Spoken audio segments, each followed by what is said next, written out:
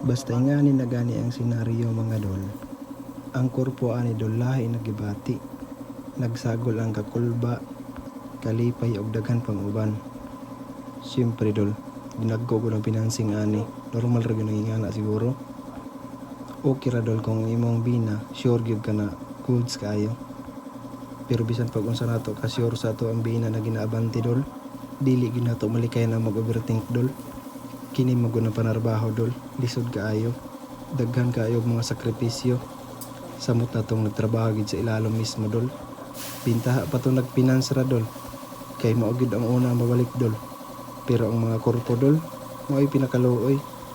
Kay sila gid mismo ang naghago og maayo. Dili pagbiya lalim ang mga trabaho sa ilalom dol no. Mao nang kita dol kung pila ihatag nila sa to akong mohatag manggaling ato lang pasalamatan og dako. Kay ang mga tao na nanarbaho sa ilalom dol, pastag yung kahago dol og kabalo lang mo. Pero kayanon ra na dol. Kay siyempre, magwanta gyud ta kay para natay iuli sa atong isig pamilya.